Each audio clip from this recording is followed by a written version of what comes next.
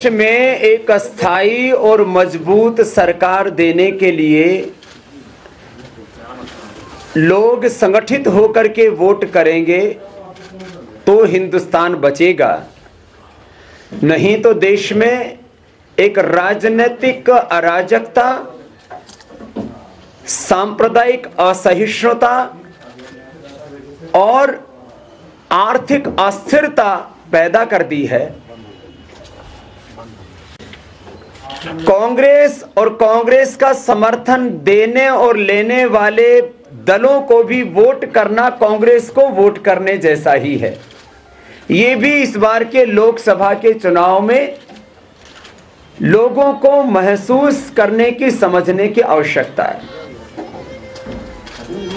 हम पूरे देश में योग के साथ साथ ये राजयोग का, योग धर्म के साथ ही राष्ट्र धर्म का अभियान चलाए हुए हैं कि योग से तो हमारे देह की रक्षा होगी, लेकिन राजयोग से, राष्ट्र धर्म से देश की रक्षा होगी, और दोनों ही हमारे लिए जरूरी है।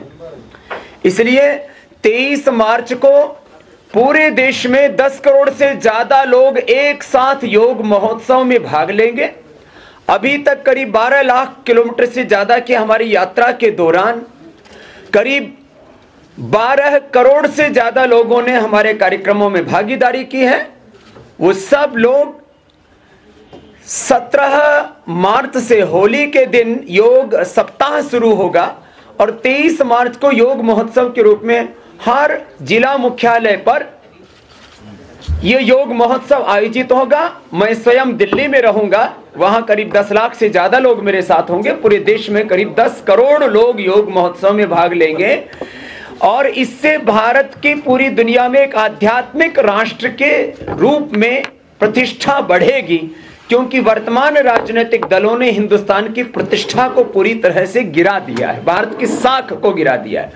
तो पहले दौर में भारत की आध्यात्मिक दृष्टि से साख पूरी दुनिया में बने, और यह सत्य है कि योग, आयुर्वेद सहित वैदिक ज्ञान भारतीय ऋषियों की देन है पूरी दुनिया को। यह हम संदेश देंगे। मैं स्वयं 1 मार्च से डोर टू डोर कैंपेन शुरू करूंगा। हमारे कार्यकर्ता भी जाएंगे और पहले योग महोत्सव के लिए, और उसके बाद 23 मार्च के बाद 24 मार्च से vote for nation, vote for justice, vote for corruption free India, vote for bringing back black money और वोट फॉर व्यवस्था परिवर्तन, वोट फॉर आर्थिक आजादी, और इन सब कामों को करने के लिए कोई ना कोई एक मजबूत व्यक्तित्व चाहिए। इसलिए हमने इस बात को जोर देकर के कहा है कि 300 सांसदों के साथ मोदी जी देश के प्रधानमंत्री बने, तभी इस देश को न्याय मिल सकता है। अन्यथा देश एक राजनीतिक अस्थिरता के माहौल से, मैंने कहा, गुजर रहा है, राजनीतिक अराजकता के माहौल से गुजर रहा है। मोदी जी इस देश को स्थायी और मजबूत सरकार दे सकते हैं, उनमें जज्बा है। उनके भीतर को टैप रिकॉर्डर नहीं बोलता है, उनका एक ट्रैक रिकॉर्ड बोलता है। एक बात बीजेपी के बारे में, मोदी जी की विश्वसनीयता तो देश में है, ये सर्वे से भी पता लगता है, और सर्वेक्षण के साथ साथ हमने जमीनी हकीकत को भी लाखों किलोमीटर की यात्रा करके देश में देखा है। बीजेपी को अपनी विश्वसनीयता बनाने के लिए अपने संगठन के जो अच्छे लोग हैं उनको वो उम्मीदवार बनाए, प्रत्याशी बनाए, ये तो एक पार्टी की प्रक्रिया है। लेकिन पार्टी के साथ साथ संगठन के और पार्टी के लोगों के मोह से मुक्त होकर के जनता के जिताऊ निष्कलंक उम्मीदवारों को भी, जो इस राष्ट्रवाद की विचारधारा से सहमत है और काला धन, भ्रष्टाचार, व्यवस्था परिवर्तन के मुद्दों से जो एक मत हैं, उनको भी आगे लाना पड़ेगा, तो बीजेपी की साख और बढ़ेगी। दुनिया की सबसे भ्रष्ट पार्टी के साथ गठजोड़ करके अरविंद केजरीवाल जी ने अपने भ्रष्टाचार के खिलाफ मुहिम को कुंद कर दिया है, और कथनी और करने में फर्क उनका देश के सामने आ गया है कि 1000 सालों में मुगलों और अंग्रेजों ने मुल्कों को जितना नहीं लूटा उससे ज्यादा 1000 लाख करोड़ रुपए की लूट करने और कराने वाली पार्टी के साथ उन्होंने गठजोड़ करके ये साबित कर दिया है कि भ्रष्टाचार के खिलाफ लड़ाई उनकी एक दिखावा थी, क्योंकि नहीं तो दुनिया की सबसे भ्रष्ट पार्टी का साथ क्यों लेते वो सरकार बनाने के लिए। तो ये गठजोड़ जो है वो साबित करता है कि अरविंद केजरीवाल जी ने जो पहले 2-3 भूलें तो की ही थी कि एक कसम खाई थी अपने बच्चों की, ना तो समर्थन देंगे ना लेंगे, वो तोड़ दी। दूसरा जो है, एक उन्होंने कहा था कि हम वीआईपी कल्चर खत्म करेंगे, तो वीआईपी कल्चर तो पूरा अपना ही लिया उनके कम से कम विधायकों ने। तो वीआईपी कल्चर राजनीति में खत्म करने वाले सबसे पहले कोई शख्स हैं तो नरेंद्र मोदी हैं। वंशवाद और जातिवाद की राजनीति को खत्म करके एक चाय बेचने वाला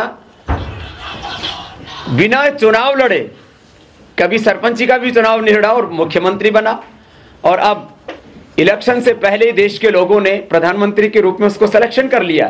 तो वीआईपी कल्चर खत्म किया तो मोदी जी ने खत्म किया। और भ्रष्टाचार के खिलाफ लड़ाई को भी यदि परिणाम तक ले जा सकते हैं तो मोदी जी ले जा सकते हैं। और व्यवस्था परिवर्तन के नाम पर अरविंद केजरीवाल व्यवस्था को तोड़ रहे हैं। व्यवस्था तोड़ने से व्यवस्था नहीं बदलेगी। व्यवस्था को पारदर्शी, जवाबदेह, सरल और न्यायपूर्ण बनाने से देश चलता है, व्यवस्था को तोड़ने से नहीं। तो मुझे लगता है अरविंद केजरीवाल जी को मोदी जी से सीखना चाहिए, तो शायद वो एक अच्छा राजनीतिक विकल्प दे पाएंगे। संगठन और पार्टी व्यक्ति ही खड़ा करता है। माना कि देश सबको साथ में लेकर के आगे बढ़ेगा, लेकिन यदि किसी का इतना विराट व्यक्तित्व हो गया है कि वो व्यक्ति पार्टी और संगठन भी खड़ा कर सकता है, तो देश चलता है सबको साथ में लेकर के। लेकिन कभी कभी ऐसा हो जाता है, किसी का व्यक्तित्व इतना विराट हो जाता है कि पार्टी और संगठन को वो इज्जत देते हुए भी, आदरणीय मोदी जी तो पार्टी और संगठन को इज्जत देते हैं, लेकिन यदि पार्टी से भी अधिक उनकी विश्वसनीयता है तो इसमें मोदी का क्या दोष है। सबसे अच्छा है योग, अध्यात्म, देश, धर्म और संस्कृति। और योग, अध्यात्म, देश और धर्म संस्कृति के लिए जो कुछ किया जाए वो उससे भी अच्छा है। भगवान राम का, भगवान कृष्ण का, स्वामी विवेकानंद और दयानंद का क्या विरोध नहीं हुआ? एक महापुरुष बता दो जिनका विरोध नहीं हुआ हो। मैं तो उन महापुरुषों का अनुगामी हूं, तो मैं अपने विरोध की चिंता ही नहीं करता। मैं तो सच के पथ पर आज भी आगे बढ़ रहा हूं, आगे भी बढ़ूंगा। मुझे लगता है दुनिया में 5 चीजों का खतरा रहता है: सत्ता, संपत्ति, सम्मान, संभोग और सुख। जो इनके 5 के पार चला गया ना, फिर वो सबका बेड़ा पार कर सकता है। ना हमको एमएलए बनना, ना एमपी, ना सीएम, ना पीएम, लेकिन देश को बनाना और बचाना है, तो उसके लिए तो हमको डिप्लोमेटिक तरीके से काम नहीं करना पड़ेगा, सीधे तौर पर बात करनी पड़ेगी। योग महोत्सव निःशुल्क होगा पूरे देश में। और क्योंकि पहले दौर में जब हमें पतंजलि योगपीठ बनाना था तो हमने देश के लोगों से सहयोग लिया, देश के लोगों ने हमें दान दिया, और उससे आजादी के 67 वर्षों में जो सरकारों ने नहीं किया योग आयुर्वेद स्वदेशी के लिए, वो पतंजलि ने किया। अब पतंजलि का काम शिखर पर पहुंच चुका है। हम किसी राजनीतिक कार्यक्रम में नहीं जाएंगे और अपने आयोजन में भी किसी राजनेता को नहीं बुलाएंगे। झारखंड को कुछ लोगों ने खंड खंड कर दिया है, तार तार कर दिया है, और दुनिया का सबसे शक्तिशाली भूभाग होने के बावजूद भी दरिद्रता के दौर से गुजर रहा है। जल, जंगल, जमीन, भू संपदाओं की लूट मची हुई है। और इस बार लोकसभा चुनाव में जहां काला धन, भ्रष्टाचार, व्यवस्था परिवर्तन, महंगाई, बेरोजगारी, गरीबी आदि मुद्दे होंगे, वहीं जल, जंगल, जमीन, भ्रष्टाचार का मुद्दा ये झारखंड का शिखर पर होगा, और उसी के आधार पर यहां से लोग संसद में जाएंगे। और इसको एक जस्टिसफुल जो है रॉयल्टी दिलाने से लेकर के और यहाँ के संसाधनों की लूट तक को बचाने के लिए काम करना पड़ेगा, नहीं तो इस प्रदेश को और बर्बाद कर देंगे। हमने आदरणीय मोदी जी और बीजेपी के शीर्ष नेतृत्व को कहा है कि देश के लोगों को आधे दाम पर गैस, डीजल, पेट्रोल उपलब्ध करवाइए और 32 प्रकार के टैक्स खत्म करके एक सिंगल विंडो टैक्स लगाइए। और वो टैक्स का सुझाव दिया हमने बीटीटी का, और बीटीटी गरीब और मजदूर किसानों पर नहीं लगाइए, उसमें स्लैब बनाइए जिससे कि रेवेन्यू बढ़े, ब्रॉड बेस तैयार हो और बड़ी करेंसी को वापस लिया जाए, उसको डिमोनेटाइज किया जाए और किसी भी तरह की पैरेलल इकोनॉमी ना चले, उसके लिए सिस्टम को और ज्यादा पारदर्शी बनाया जाए। ये हिंदुस्तान की राजनीति के 67 वर्षों में सबसे बड़ा कदम होगा जिससे एक साथ महंगाई खत्म होगी 30 से 50% औसत, और गवर्नमेंट का रेवेन्यू बढ़ेगा और कम से कम 20 लाख करोड़ रुपए का देश में निवेश होगा। 9 लाख करोड़ रुपए तो सरप्लस मनी अभी पड़ा हुआ है, वो लोग लगाएंगे और रेवेन्यू बढ़ने से और लगेगा। 20 लाख करोड़ का इन्वेस्टमेंट होने से, मैं नहीं कह रहा, मैकेंसे जैसी एजेंसियां भी कह रही हैं कि करीब 20 करोड़ लोगों को रोजगार मिल पाएगा। मैन्युफैक्चरिंग के सेक्टर में हम देश की पूर्ति तो कर पाएंगे ही, हम एक्सपोर्ट ओरिएंटेड यूनिट्स पे लगा पाएंगे। 1978 में चीन भारत की जीडीपी 13 लाख करोड़ थी, आज उसकी 105 और हमारी 114। उस दोनों ही देशों का करीब 50 से 60 हजार रुपए का एक्सपोर्ट था, आज उसका 153 लाख करोड़ का, हमारा मात्र 19 लाख करोड़ का। हम चीन से भी ज्यादा मजबूत देश की अर्थव्यवस्था को बना पाएंगे। और इससे, क्योंकि जब इलेक्ट्रॉनिक ट्रांजैक्शन होता है तो वो ट्रेसेबल होता है, जो कैश में ट्रांजैक्शन हो रहा है वो ट्रेसेबल नहीं होने के कारण से भ्रष्टाचार बढ़ रहा है। और बड़ी करेंसी वापस लेने से फेक करेंसी का, नकली करेंसी का भी जो है देश से चलन बंद हो जाएगा।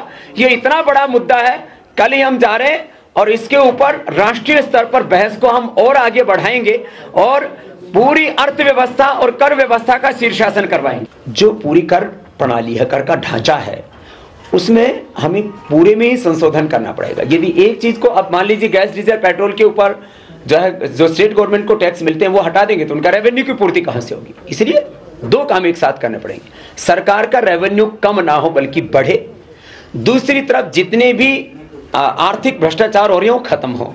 अभी देश की बैंक मनी करीब 8 लाख करोड़ रुपए की है और कैश मनी हमारा 12 लाख करोड़ का है, जिसमें 45% 500 के और 1000 के जो नोट हैं वो 37%, करीब 10 लाख करोड़ रुपए का हमारा करेंसी मनी है।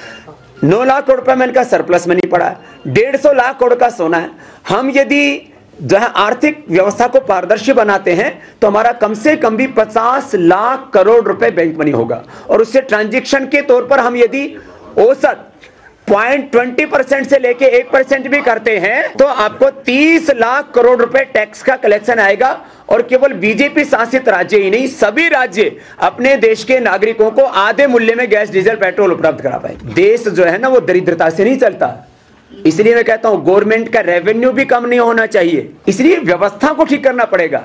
और व्यवस्था ठीक करने के लिए हमने जो सुझाव दिया उसके ऊपर आना ही पड़ेगा, क्योंकि हम लॉजिकली बात कर रहे हैं, साइंटिफिकली बात कर रहे हैं, हम प्रैक्टिकल बात कर रहे हैं, हम खाली सपना नहीं दिखा रहे हैं स्वर्ग आ जाएगा आसमान से उतर के धरती पर। हम चाहते तो योग की बहुत सी क्रियाओं का पेटेंट करवा सकते थे, हमने कहा योग हमारे पुरखों की देन है, इसके ऊपर किसी का एकाधिकार नहीं होना चाहिए, इसलिए हमने अपना भी एकाधिकार नहीं रखा है। बहुत सा इन्वेंशन हमने खुद किया था योग में, उसके बावजूद भी तो योग पर किसी का एकाधिकार नहीं हो सकता।